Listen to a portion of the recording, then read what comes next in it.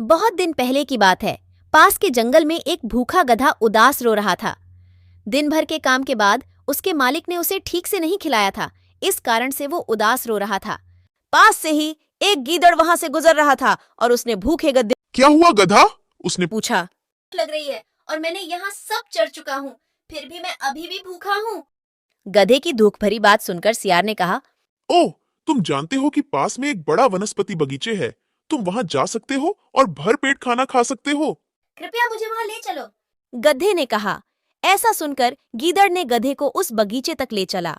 एक बार सब्जी के बगीचे में वो लोग पहुंच गए। फिर वे चुपचाप ताजी सब्जियां चबाते हैं। तभी उनके पास में किसी के आने की आवाज सुनाई पड़ी। आवाज सुनकर वो दोनों भाग जाते हैं। अब से दोनों ही जानवर हर दिन सब्जी के बगीचे में जाते थे और भर पेट खाना खाते थे। लेकिन एक दिन उनकी किस्मत खराब थी। उन्हें एक किसान ने देख लिया और उन्हें भगा दिया। उस दिन दोनों जानवर भूखे थे।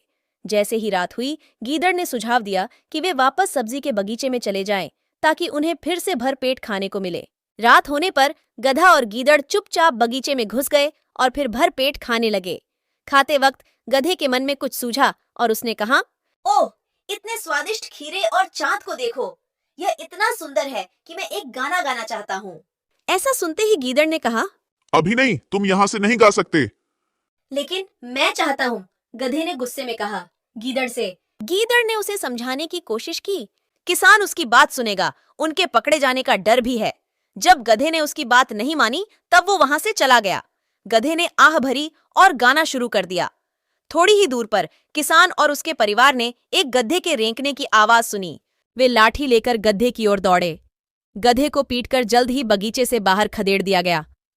ओ! गधे को रेंकते हुए वह वापस चला गया। वो वापस गीदड़ के पास आ गया और उस घटना का वर्णन किया। उसकी बात सुनकर गीदड़ ने कहा, तुम्हें तब तक इंतजार करना चाहिए था जब तक हम गाने के लिए बगीचे से बाहर नहीं आ गए।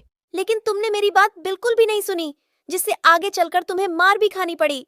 चलो, तुम्हें आराम करने की जरूरत है। आगे से ऐसी गलती कभी भी मत करना। ऐसा कहने के बाद गीदड़ वहां से चला गया। कहानी की सीख। इस कहानी से हमें ये सीख मिलती है कि कोई भी चीज करने का एक उचित समय और स्थान होता है। आपको चीजों को करने के लिए हमेशा समय और स्थान का ध्यान रखना चाहिए।